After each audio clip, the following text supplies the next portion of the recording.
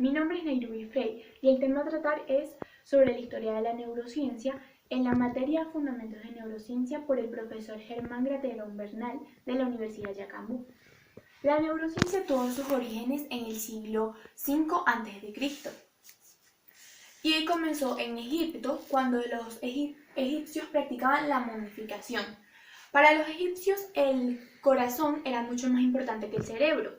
Por esta razón preservaban el corazón y otros órganos del cuerpo, y el cerebro era desechado. Era extraído por la cavidad nasal por una especie de pinzas, y a este proceso le llamaban excerebración. A pesar de que para los egipcios no era importante el cerebro, fueron los primeros en descubrir o describir la corteza cerebral. También fueron los primeros en conocer y describir el sistema nervioso.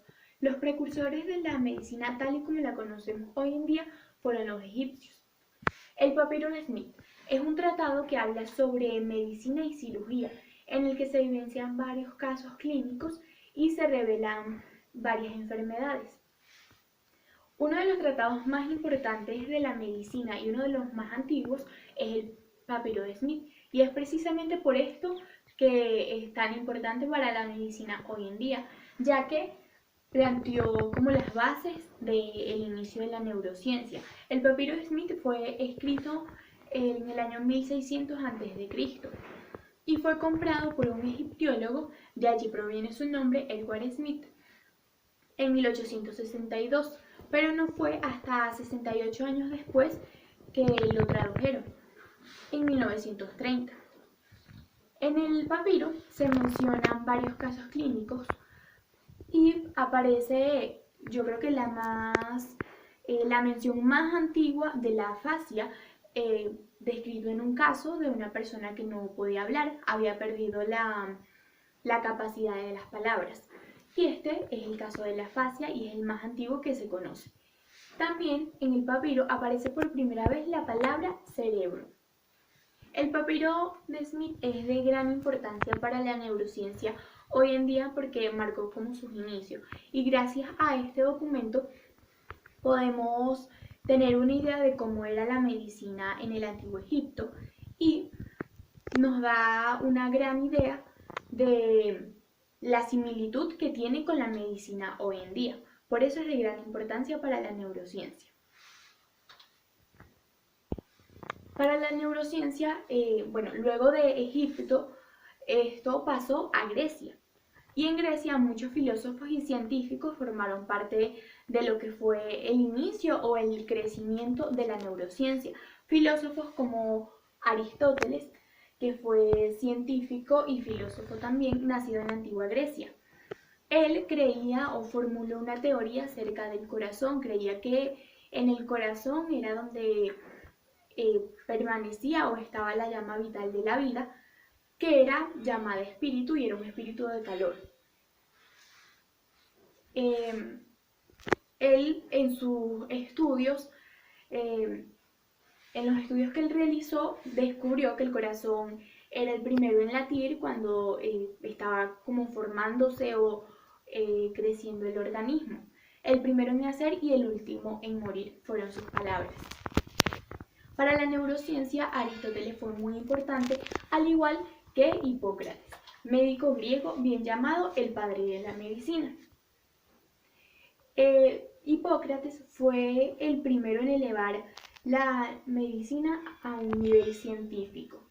Él se dedicó a lo que ninguno hasta ese momento había hecho y era el estudio cuidadosamente. Logró observar y describir obviamente los signos y las enfermedades que producía una persona.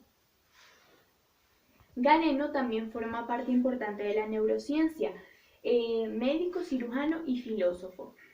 Él, por su interés del sistema nervioso, se enfocó en estudiar esto y en sus funciones, donde descubre que los nervios tienen dos vías.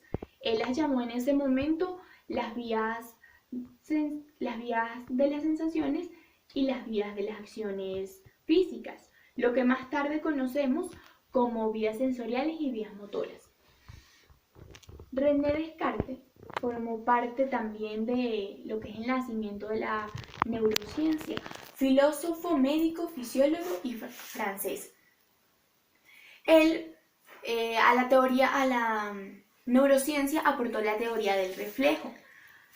Él creía que la mente y el cuerpo eran dos cosas totalmente separadas y se unían solo por la glándula pineal, que él en su momento pensaba que solo la tenían los humanos, era única de esta especie, lo cual no era cierto, y fue Luigi Galvani, el italiano Luigi Galvani, que más adelante en el mismo siglo descubre que la teoría de Descartes era errónea.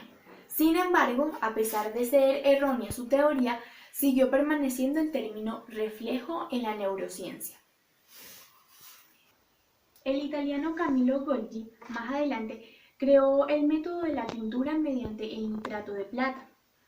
Y en sus estudios descubrió que habían células dendritas que se esparcían por todo el sistema nervioso. Este aportó mucho al estudio de Santiago Ramón y Cajal, el cual utilizó el estudio de Camillo Golgi para plantear los fundamentos del sistema nervioso, las bases del sistema nervioso.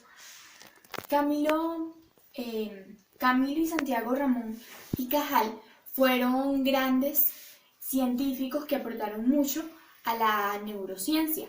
Las aportaciones y los principios de Cajal fueron muy importantes para la neurociencia y también para la neuropatología y la neurología.